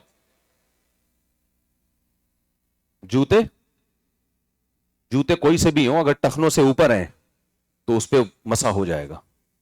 وہی جوتے جس سے گھر میں مار پڑتی ہے وہ پہن لیں. تو پاک ہونا تو جوتے پاک ہی ہوتے ہیں عام طور پہ, اس پہ پیشاب نہ لگا ہوا, چیٹے نہ ہو, گوبر میں نہ چل کے آ رہے ہوں. جی جی نہیں, فجر میں تو 2 فرض ہی پڑھنے پڑیں گے, وہ آدھے نہیں ہوتے. مغرب کی بھی 3 فرض, اور وتر بھی 3 رکعتیں ہیں, وہ تو عشاء کے ساتھ پڑھ لیں وتر. ہاں البتہ فجر کی سنتیں بھی پڑھنی چاہیے سفر میں, باقی سنتیں چھوڑ دیں, لیکن فجر کی سنتیں پڑھنی چاہیے. اور اگر اتنی ایمرجنسی ہے تو پھر فجر کی سنتیں بھی چھوڑی جا سکتی ہیں. جی میں فجر کی سنتیں جہاز میں بیٹھے بیٹھے پڑھتا ہوں. وجہ اس کی یہ کہ کھڑے ہو کے 2 سنتیں پڑھی, ایئر ہوسٹس نے آ کے ٹھڈا مارا, چل بھائی تو فرض رہ جائیں گے. تو سنتیں بیٹھ کے پڑھ لو, فرض پھر کھڑے ہو کے پڑھو. اس میں تجربے سے پتہ چل جاتا ہے. میں ایسے کرتا ہوں, میرا اپنا عمل یہ ہے کہ یہ جو ایئر ہوسٹس اور جہاز کے کرو, ان کو پتا ہوتا ہے یہ بھی نماز کے لیے اٹھے گا, تو پھر روک دیتے ہیں وہ. تو میں ایسے گھننا بڑھ کے جیسے سو رہا ہوں, پھر جب دیکھتا ہوں اندھیرا ہو گیا, کوئی بھی نہیں ہے, کوئی دیکھنے والا نہیں ہے, گئے چھپڑ میں جا کے ایسی جگہ جیسے واش روم میں جا رہے ہیں, ایسے نیت مان لی, 2 رکعت پڑھ کے بیٹھ گیا. یہ نہیں کہ جا رہے ہو باقاعدہ مصلے اور بچھا رہے ہو اور پھر سب کو, ہاں بھائی میں نیت کرتا ہوں 2 رکعت, منہ میرا قبلہ, بھائی اتنا ٹائم نہیں ہوتا, کسی نے دیکھ لیا پھر رہ جاؤ. اب ہر جہاز کا اپنا اصول ہوتا ہے, کچھ پڑھنے دے دیتے ہیں, کچھ بالکل سختی کرتے ہیں, طریقے سے پڑھ لو. سیٹ پہ کھڑے ہو کے نہیں پڑھو خدا کے لیے. کچھ لوگ سیٹ پہ کھڑے ہو کے پڑھتے ہیں, یہ خطرناک ہے بہت زیادہ. یہ بھی دیکھا ہے, ایک پائلٹ نے مجھے بتایا کہ سیٹ پہ کھڑے ہو کے قبلہ الٹی سائڈ پہ تو ادھر منہ کر کے ایک خاتون کو دیکھا. یہ زیادہ ہو جائے گی. جی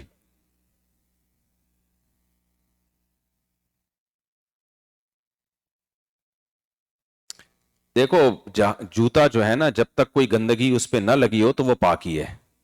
تو بہت اگر آپ کو یہ خطرہ ہے واش روم میں ہم جاتے ہیں پیشاب وشاب لگتا ہے تو تھوڑا سا اس کے تلوے پہ پانی بہا دو, جوتے کے تلوے پہ پانی بہا دو, وہ پاک ہو جائے گا. جی السلام علیکم, میرا نام صالح ہے. مفتی صاحب, آج کے دور میں جب مسلم یوتھ ویسٹ میں رہ رہے ہیں جیسے کینیڈا, دین اور دنیا کے بیلنس کو پریکٹیکلی کیسے مینٹین کریں؟ دیکھیں, دین اور دنیا کے بیلنس کو لے کے چلنا اسلام میں اتنا آسان ہے کہ اسلام میں دنیا دین ہی کا حصہ ہے. نبی صلی اللہ علیہ وسلم نے فرمایا اسلام میں رہبانیت نہیں ہے. صحیح حدیث ہے. رہبانیت کا مطلب دنیا چھوڑنے کی اجازت نہیں ہے. تو اب وہ دنیا ہمارے دین کا حصہ ہے. رزق حلال عبادت ہے, نوٹوں پہ لکھا ہوتا تھا نا, تبھی ہمارے صدر نے بہت کما لیا. استغفر اللہ یار, پھر میرے منہ سے غلط باتیں نکلنا شروع ہو جاتی ہیں. تو یہ عبادت انہوں نے کہا چلو باقی نہیں کر رہا, میں یہ والی تو کروں نا. تو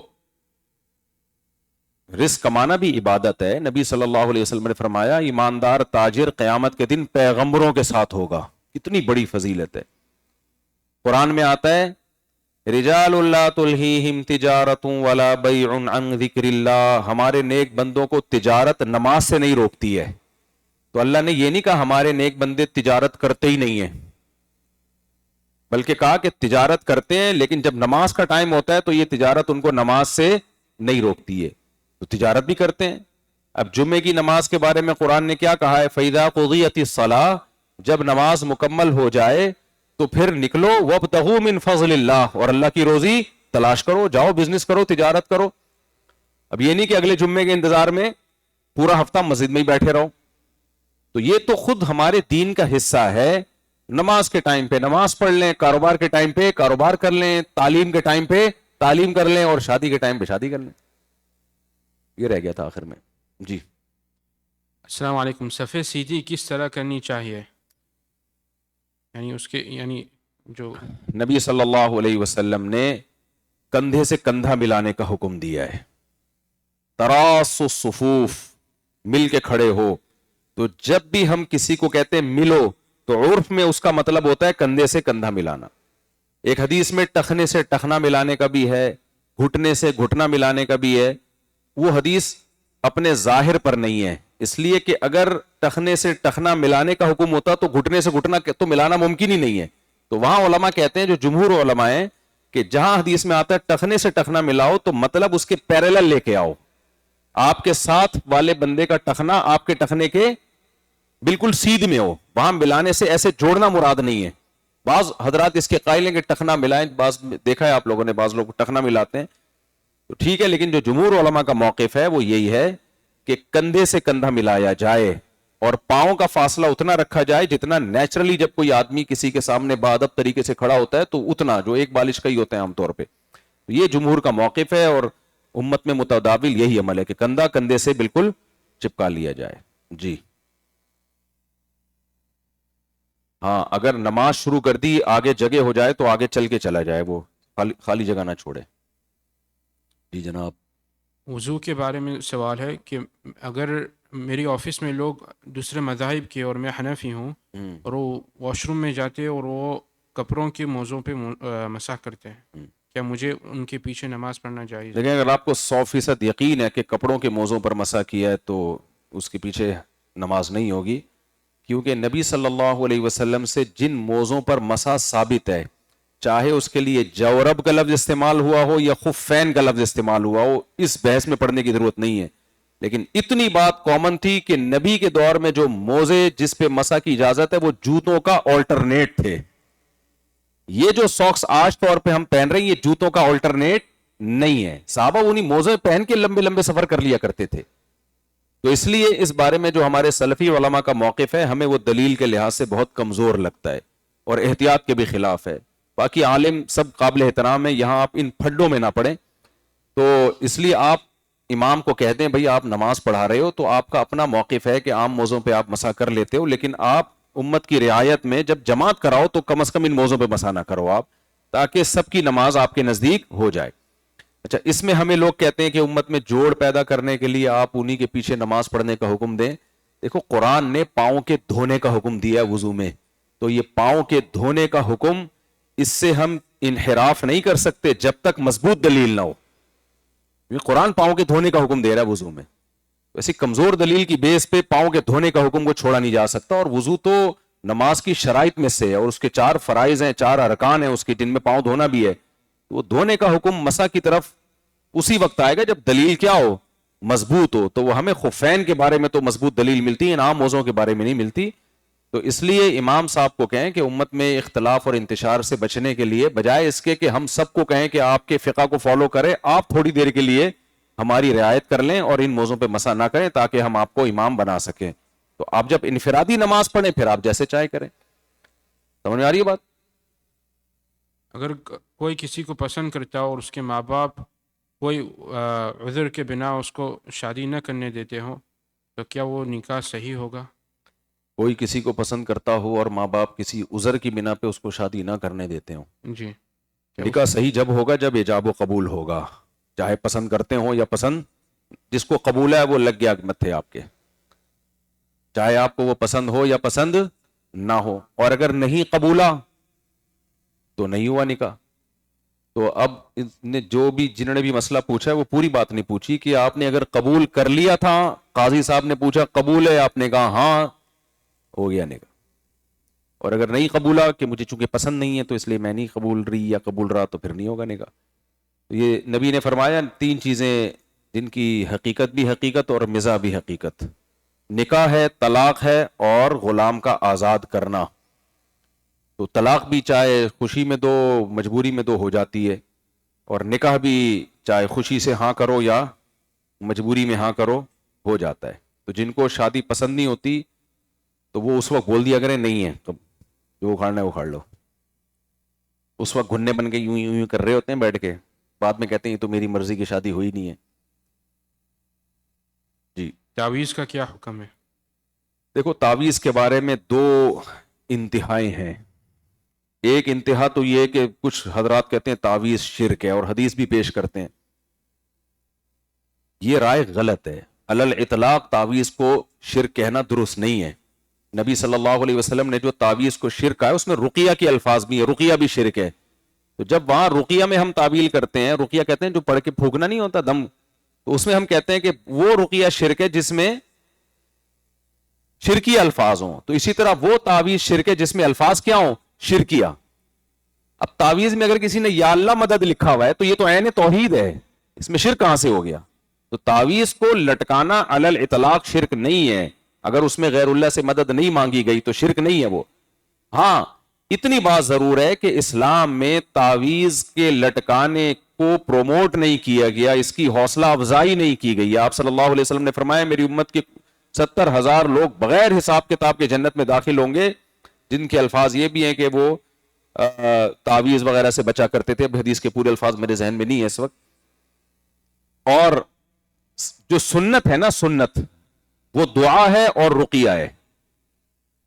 ہمیں نہیں ملتا کہ نبی صلی اللہ علیہ وسلم کو کوئی بیماری آئی تو آپ نے تعویذ استعمال کیا، یہ صحابہ کو مشورے دیے ہوں. تو اس لیے اس کی حوصلہ شکنی ہے. تو اس لیے میں نے تو یہ عزم کیا ہے کہ نہ کبھی زندگی میں انشاءاللہ تعویذ پہنوں گا، نہ اپنے بچوں کو کبھی پہناؤں گا. میرے بچے جب سسرال جاتے ہیں تو کوئی نہ کوئی تعویذ گنڈا باندھ کے آ جاتے ہیں، میں نکال کے پھینک دیتا ہوں اور میں اللہ سے کہتا ہوں اللہ میرے بچوں کو ایسے ہی ٹھیک کر دے. کیونکہ جو ان چکروں میں پڑا ہے نا وہ، اس میں توکل میں کمی تو آتی ہے اور یہ نکلتا نہیں ہے ان چیزوں سے. پھر اتنے تعویذ فلیتے پلیتے، ادھر بندہ ہوا ہے، ادھر بندہ ہوا ہے، ادھر بندہ ہوا ہے. بھائی بس کرو یار. دعا سے اگر تمہارا کام نہیں ہو رہا نا، اس کا مطلب تمہارا مقدر میں کام ہے ہی نہیں. دعاؤں کو فوکس کرو، سنت ہے، اس میں مزہ ہے. پیغمبروں نے دعائیں مانگی ہیں، ہمیں نہیں ملتا. یونس علیہ السلام مچھلی کے پیٹ میں گئے تو تعویذ گنڈے کی ہے، اللہ سے دعا مانگی ہے.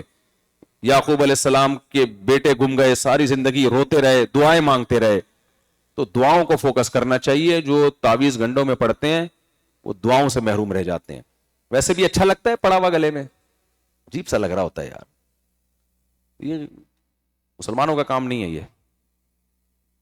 بعض ہمارے اکابر دیتے ہیں تعویذ، وہ اس لیے دیتے ہیں کہ ان کو پتہ ہے ہم نے نہیں دیا تو یہ بالکل شرکیہ جگہوں پہ چلا جائے گا، وہ اس بیس پہ دے رہے ہوتے ہیں کہ پھر یہ جا کے مزاروں پہ جائے گا الٹی سیدھی چیزیں، ہم تو چلو یا اللہ مدد لکھ کے دے رہے ہیں، پتہ نہیں کیا کیا کرے گا جا کے، لیکن اس کی ترغیب نہیں ہے۔ ہمارے حضرت بھی تعویذ دے دیا کرتے تھے، زندگی میں باندھا کبھی بھی نہیں ہے انہوں نے بھائی نہیں، اللہ سے مانگو بس چلے۔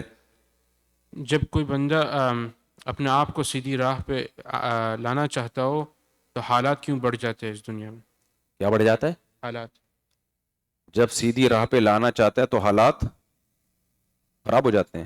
بڑھ جاتے ہیں۔ نہیں ایسا کچھ بھی نہیں ہے۔ اللہ تعالی حدیث میں آتا ہے جو بندہ اللہ کی طرف ایک بالش آتا ہے اللہ اس کی طرف پورے ایک ہاتھ چل کے آتے ہیں، جو چل کے آتا ہے اللہ اس کی طرف دوڑ کے جاتے ہیں۔ تو آپ آنا چاہ ہی نہیں رہے ہیں، حالات پہ بلی ڈال رہے ہو آپ چاہو گے انشاءاللہ ہو جائے گا۔ حالات اللہ موافق بناتا ہے جو نیک بننا چاہتا ہے، کیونکہ اللہ بھی یہی چاہتے ہیں کہ نیک بنے۔ تو آپ وہ کام کر رہے ہو جو اللہ چاہ رہے ہیں۔ تو آپ کسی کو قرضہ دینا چاہتے ہو جمشید کو، اس کا تو جمشید تو چاہے گا کہ حالات ایسے ہوں کہ تجھے کمبخت ٹیکسی مل جائے کہ تو پہنچ جائے میرے گھر میں، کیا خیال ہے، کرفیو نہ لگا ہوا ہو۔ تو جو کام اللہ چاہتے ہیں تو جب آپ وہ چاہیں گے تو اللہ بھی چاہے گا کہ ہوں۔ جی استخارہ کے بعد کیا ہونا چاہیے؟ مجھے پتہ نہیں ہے کہ اللہ سے کیا آ رہا ہے یا میرے دماغ میں کیا ہے۔ ہاں دیکھو، استخارہ کے بارے میں بہت غلط کانسیپٹ ہے ہماری سوسائٹی میں۔ لوگ استخارے کا مطلب یہ سمجھتے ہیں کہ اللہ سے مشورہ مانگا جا رہا ہے، یہ بالکل غلط ہے۔ استخارہ ایک دعا ہے، اللہم ان کنت تعلم ان ھذا الامر خیر لی، اے اللہ اگر یہ کام بہتر ہے تو مقدر کر دے، بہتر نہیں ہے فاصرف عنی، ہٹا دے اس کو۔ اس میں مشورہ کہاں گیا؟ لوگ سمجھتے ہیں ہم نے استخارہ کیا تو اب ہمیں اشارے ملیں گے پازیٹیو، گرین چیزیں نظر آ رہی ہیں تو کر لے، بلیک یا ریڈ نظر آ رہی ہیں تو نہ کر، برا خواب آ گیا تو نہیں کر، اچھا خواب آ گیا تو کر لے۔ بھائی پیغمبر کی طرف وہ چیز کیوں منسوب کرتے ہو جو پیغمبر نے کہی نہیں ہے؟ تو حدیث میں جو استخارے کا طریقہ بتایا گیا ہے، 2 رکعت پڑھ کے ان الفاظ کے ساتھ اللہ سے دعا مانگی جائے۔ کرنا کیا ہے؟ کرنا وہ ہے جو کھوپڑی میں آ رہا ہے۔ ایک آدمی نے مجھے کہا کہ یار استخارے کے بعد کہ اگر کچھ کھوپڑی میں آئے کہ یہ کرنا ہے تو وہ کرنا چاہیے۔ میں نے کہا استخارے کے سے پہلے بھی جو کھوپڑی میں آئے وہ کرنا چاہیے، استخارے کے بعد بھی جو کھوپڑی میں آئے کرنا وہی چاہیے۔ دنیا میں اس سے بڑا بیوقوف آپ نے دیکھا کہ کھوپڑی میں آ رہے کا کرنا چاہیے اور نہیں کر رہا ہو، وہ تو بیوقوف ہے۔ نہیں آ رہی میرا خیال ہے بات سمجھ میں؟ تو استخارے سے کوئی اشارے نہیں ملیں گے آپ کو، اور اگر مل رہے ہیں تو آپ کا اپنا دماغی فطور ہو سکتا ہے۔ وہ آپ کہہ سکتے ہو پھر فائدہ کیا ہوا استخارے کا؟ اگر یہ سمپل دعا ہی ہے تو فائدہ کیا ہوا؟ بھائی یہ دعا عام دعاؤں سے ڈیفرنٹ ہے، اس کی قبولیت کا امکان زیادہ ہے کیونکہ سیلیکٹڈ الفاظ ہیں اور مخصوص طریقہ نبی نے بتایا ہے، اور بشارت دی ہے ما خاب من استخارہ، جو استخارہ کرتا ہے وہ نامراد نہیں ہوتا۔ تو عام دعاؤں میں اس بات کا امکان ہوتا ہے اس دعا کا ظاہر قبول نہ ہو، اس کے بدلے اللہ کوئی آلٹرنیٹ دے دے آپ کو، ثواب دے دے آپ کو، اس دعا کا ظاہر بھی قبول ہوتا ہے کہ واقعی اگر یہ چیز آپ کے علم میں بہتر ہوئی تو مقدر ہوگی، بہتر نہیں ہوئی تو مقدر نہیں ہوگی۔ کرنا کیا ہے؟ کرنا وہ ہے جو سمجھ میں آئے۔ اب سمجھ میں لانے کے لیے کیا کرنا ہے؟ اس کے لیے قرآن نے امرہم شورا بینہم، کہ مشورے سے امور طے کرو۔ اس لیے علماء کہتے ہیں جن کو علم عمق ہے وہ کہتے ہیں اسلام میں مشورے کی اہمیت استخارے سے زیادہ ہے۔ اس بات کو اچھی طرح سے سمجھیں۔ دیکھو شریعت یہ کہتی ہے کہ کسی کام کے درست ہونے کے لیے جو اللہ نے اسباب اختیار کی ہے نا، اسباب اختیار کرنا زیادہ ضروری ہے، اس کے بعد دعا کام آئے گی۔ مثال کے طور پر آپ کو بخار ہو رہا ہے، آپ بخار میں کانپ رہے ہو اور درد بھی ہو رہا ہے، ڈاکٹر کہہ رہے 2 گولی پیناڈول کھا لے ٹھیک ہو جائے گا، آپ دعا کر رہے ہو گر گڑا کے اللہ میرا بخار ٹھیک کر دے، پیناڈول نہیں کھا رہے آپ۔ اب ظاہری سبب بخار کا اللہ نے کیا یہاں پیناڈول کو کیا بولتے ہیں؟ ٹائناڈول، اچھا ٹائلانول جو بھی ہوتا ہے ہم تو پیناڈول ہی کہتے ہیں بھائی۔ تو آپ وہ کھا نہیں رہے، علاج کر نہیں رہے اور دعا مانگ رہے ہو، تو یہ اس کی علامت ہے کہ آپ اپنے علاج میں مخلص ہی نہیں ہو۔ روٹی سامنے رکھی ہوئی ہے، بھوک لگ رہی ہے آپ کو، آپ دعا میں گڑ گڑا رہے ہو اللہ میرا پیٹ بھر دے، تو کہے گا بھر لینا، تو پراٹھے رکھے ہوئے ہیں نا۔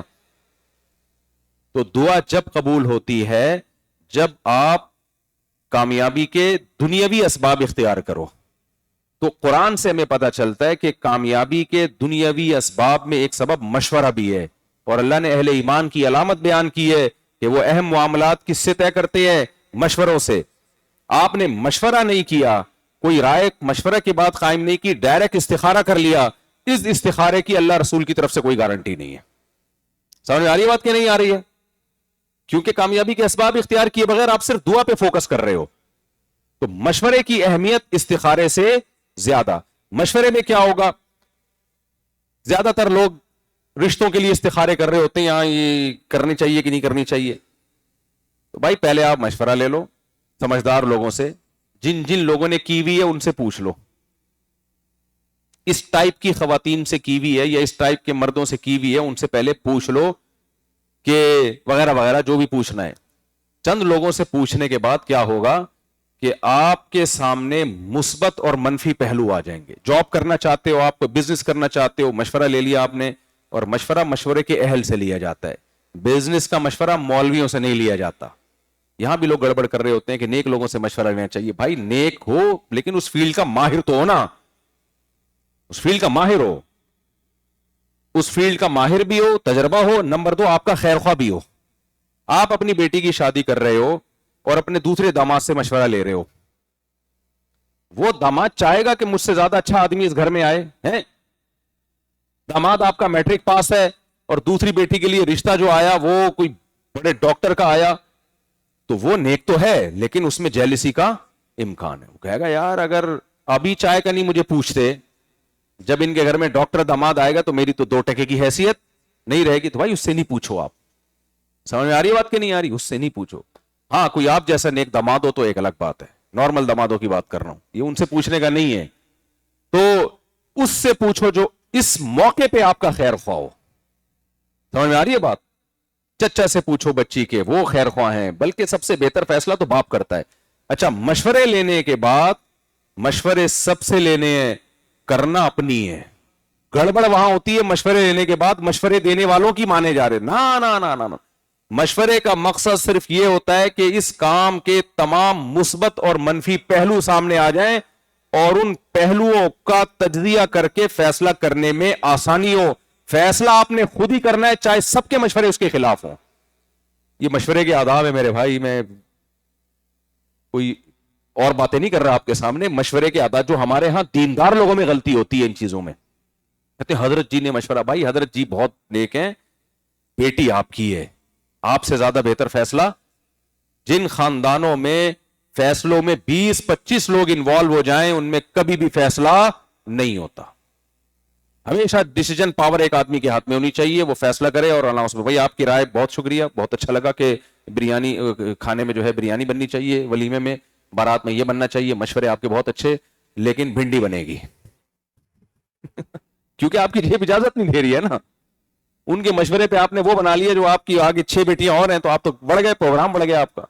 तो मशवरा देने पर गवर्नमेंट की तरफ से कोई पाबंदी नहीं है, मशवरा लेने पर भी कोई पाबंदी नहीं है। मशवरे में आप पॉजिटिव नेगेटिव पहलू को सामने रखकर एक राय कायम करें, ये पहले प्रोसेस से गुजर जाए, उसके बाद आप इस्तिखारा करें कि अल्लाह जो मेरे बस में था वो मैंने कर लिया, लेकिन मैं इंसान हूं, फइन्नका तालमु वला आलम। इस्तिखारे के अल्लाह इल्म तेरा कामिल है, मेरा इल्म नाकिस। अब मैंने तो फैसला कर लिया है या मुझसे नहीं हो रहा फैसला, अब तेरे अदालत में गोट है, तो बेहतर वो मुकद्दर कर दे। करना फिर भी वही है जो खोपड़ी में आ रहा है। तो ये काम होता नहीं हमारे यहां। अच्छे अच्छे रिश्ते इस्तिखारों की भेंट चढ़ा दिए जाते हैं। मैं बस एक छोटा सा वाकया सुना के इस्तिखारे की टॉपिक को खत्म करता हूं। हमारे एक दोस्त थे, बड़ी पुरानी बात है, 14-15 साल हो गए इस वाकये को। उन्होंने मुझे कहा कि मुझे एक जगह मेरा दिल चाह रहा है शादी करने को ना, एक लड़की से को मोहब्बत हो गई, अल्लाह माफ फरमाए, लड़की को भी इनसे मोहब्बत हो गई, तो मेरे पास है, मैंने कहा शादी करो मेरे भाई। अब वो लड़की ग्रीन चैनल और ये व्हाइट चैनल, वो दोनों के चैनल आपस में मैच नहीं कर रहे। तो मैंने कहा यार कर ले शादी। अब वो लड़की वाले गए अपने किसी पीर साहब से इस्तिखारा निकाल के लाए। उन्होंने इस्तिखारे में निकाला कि ये लड़का तुम्हारे लिए सूटेबल नहीं,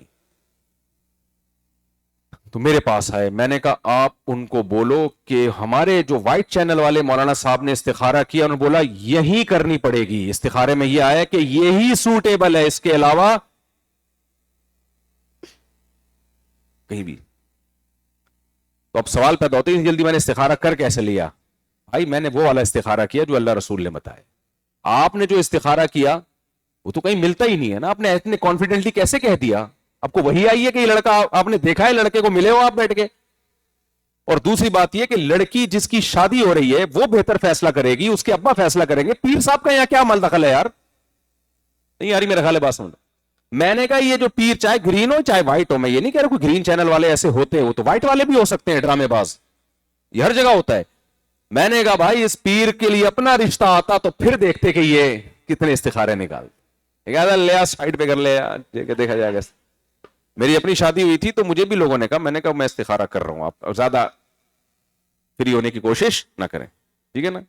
اور استخارے میں یہ آئے یہی کرنی, ٹھیک ہے نا بھائی. جب دماغ اس طرف جا رہا ہے, جس نبی نے استخارے کا حکم دیا اسی نبی نے یہ فرمایا لن تر للمتحابین مثل النکاح, دو محبت کرنے والوں میں نکاح سے بہتر کوئی چیز نہیں. ان کو نکاح سے روکو گے برائی کی طرف جائیں گے.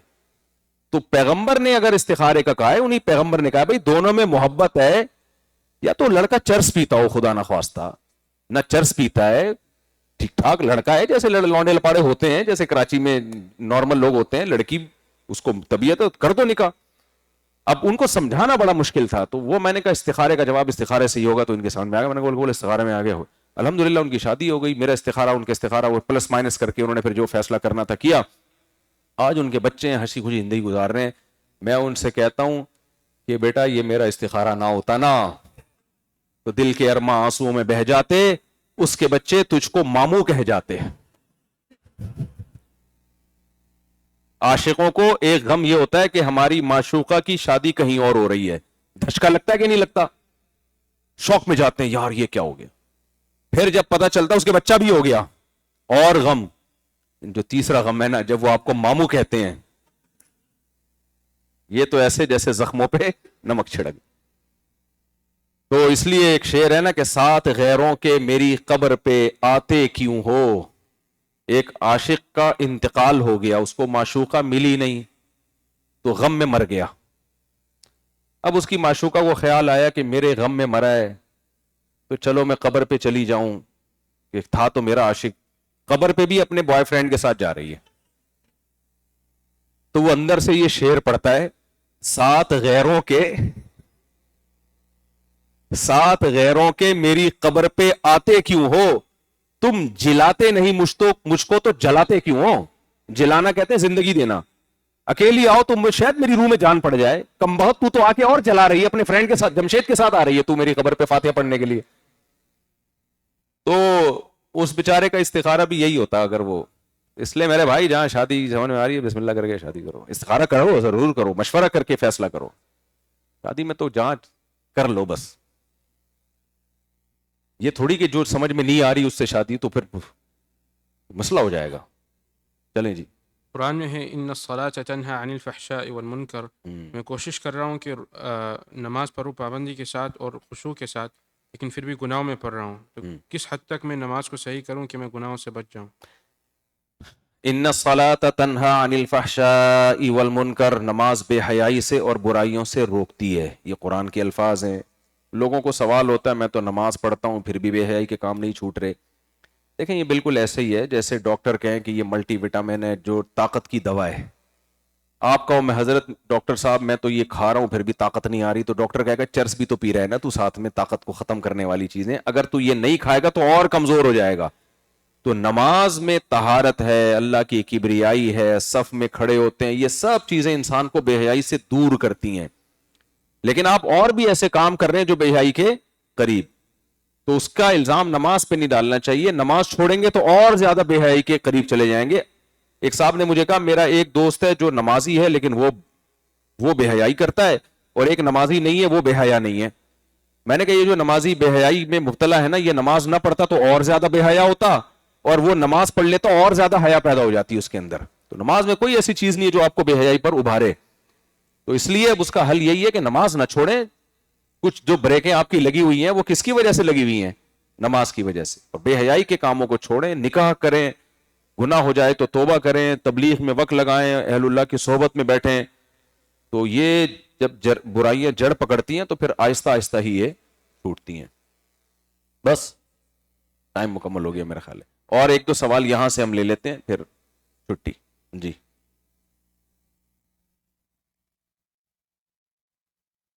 جی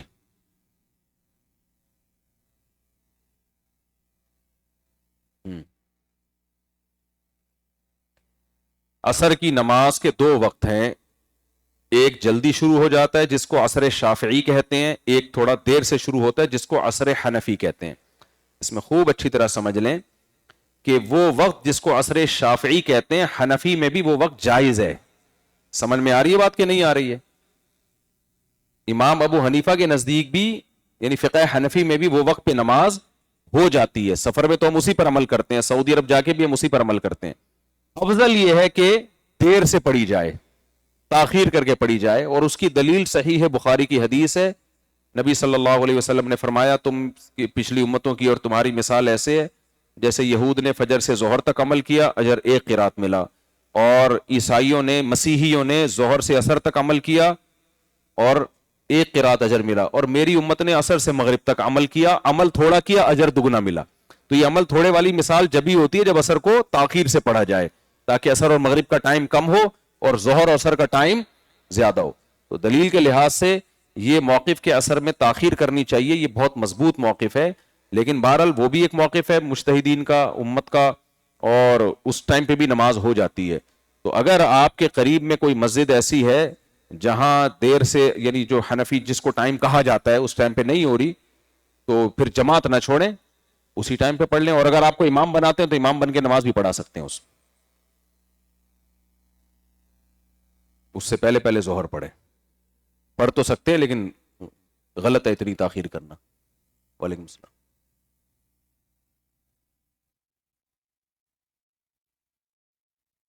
جی جی ہم، جی ہم، جی. مسیحیوں کا کھانا, یہود و نصارہ کا ذبیحہ حلال ہے, لیکن ذبح تو کیا ہوا ہوں نا انہوں نے. اگر کوئی کرسچن ہے جو واقعی کرسچن ہے, ایتھیس نہ ہو, تو اگر وہ ذبح کرتا ہے جانور تو اس کا کھانا حلال ہے ہمارے لیے, لیکن ذبح کرنا ضروری. یہ جو مشینی ذبح ہے, بٹن پہ اللہ کا نام لے لیا, یہ ذبیحہ جائز نہیں ہے. اس کے دلائل میں کئی بار ریکارڈ کروا چکا ہوں, یہ سوال بہت زیادہ ریپیٹ کیا جاتا ہے. اور بسم اللہ پڑھ کے حرام کھا لیتے ہیں اس سے حلال, نہ ایسا نہیں ہے بھائی. جانور پہ اللہ کا نام لینا پڑے گا, اس کو ہینڈ سلوٹر, تبھی حلال ذبیحہ پوچھا کرو کہ بھئی حلال بھی ہو اور ہینڈ سلوٹر بھی ہو.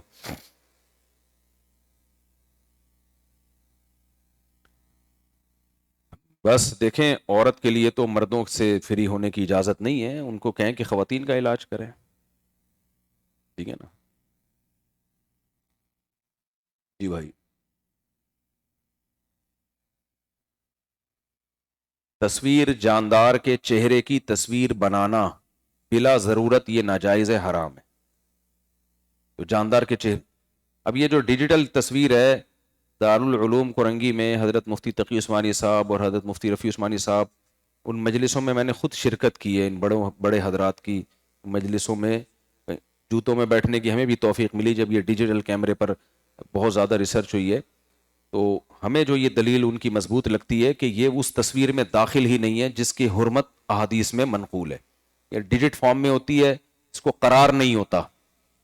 تصویر کے درجات ہے نا, سب سے حرام تصویر مجسمہ ہے, بت جو بنے ہوتے ہیں.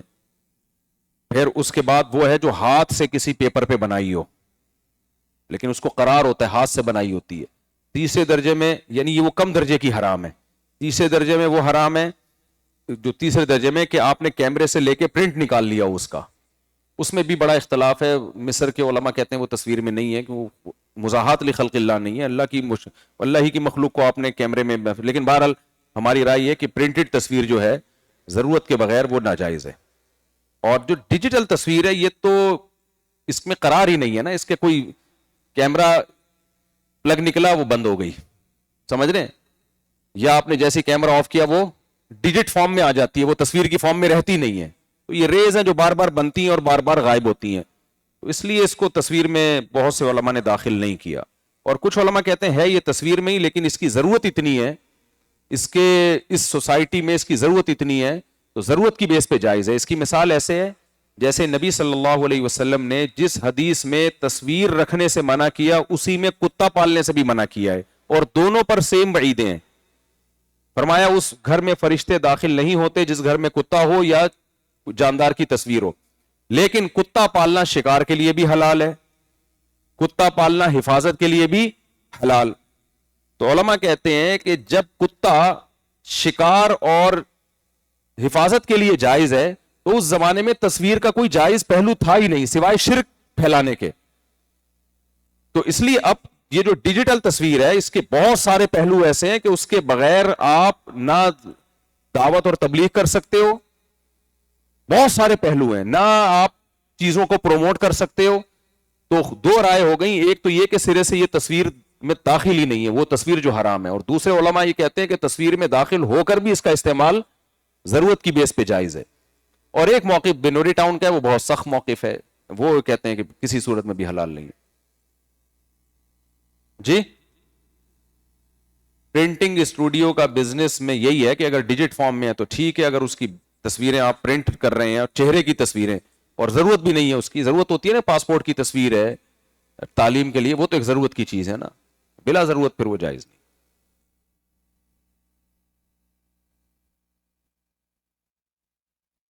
ایک رشتے میں کسی کا وقت نہیں گزر رہا تو صرف بچے کی خاطر اس رشتے میں رہنا جائز ہے یا نہیں؟ دیکھو جائز تو ہے، رہنا چاہیے کہ نہیں رہنا چاہیے وہ جب تک دونوں پارٹیوں کے حالات سن کے انسان مشورہ تو جب ہی دے سکتا ہے جب سب کے حالات سامنے آئیں. تو ایسے میں اوور آل مشورہ نہیں دے سکتا، جائز ہے. وہ خود فیصلہ کرے آدمی کہ میرے لیے رہنا زیادہ بہتر ہے یا علیحدگی زیادہ بہتر ہے، یہ تو خود فیصلہ کرے. جمشید کی بات جمشید سے پوچھیں. ہاں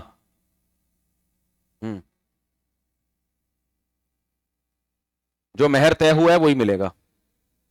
نہیں، جو مہر طے ہوا ہے وہی ملے گا، اس جو مہر طے ہوا ہے وہی ملے گا. جی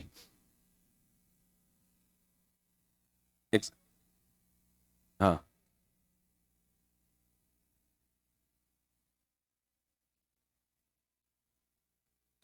یہ سوچ تو غلط ہے، بچے تو ضرور پیدا کرنے چاہیے، حدیث میں آتا ہے، ترغیب ہے، اس نیت سے کہ الاؤنس لے کے کھایا کروں گا میں. یہ تو ہڈ حرامی ہے، از کالڈ ہڈ حرامی.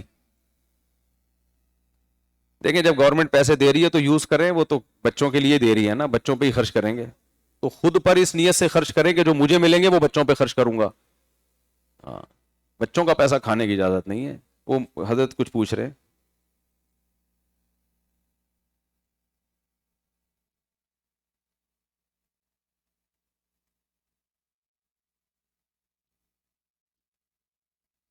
احتیاط اسی میں ہے کہ اس کو لوٹا لیا جائے، احتیاط کا مسئلہ ہے یہ، احتیاط اسی میں.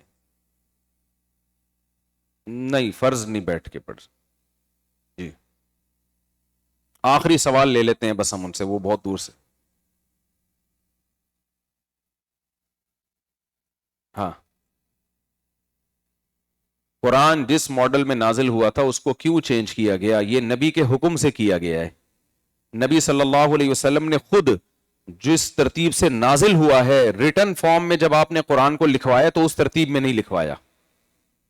اس میں بڑی حکمتیں ہوں گی نا، جو نازل ہو رہا تھا وہ تو زمانے کے حساب سے، اب جب پورا نازل ہو گیا تو وہ کنڈیشن تو نہیں رہی نا، تو کتابی شکل میں الگ ترتیب سے کیا گیا ہے. بہت شدید مجبوری ہو یہاں تو علاج ناممکن ہے. نہیں صحیح.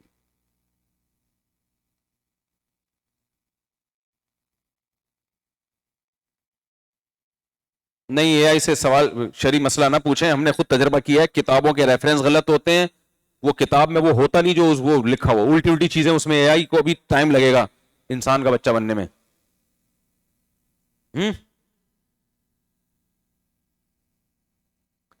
غالب گمان ہو کہ غریب ہے تو اس غالب گمان پہ دے سکتے ہیں، 100% تحقیق نہیں ہو سکتی. چلیں یہ کافی ہو گیا میرا خیال ہے، اللہ عمل کی توفیق دے.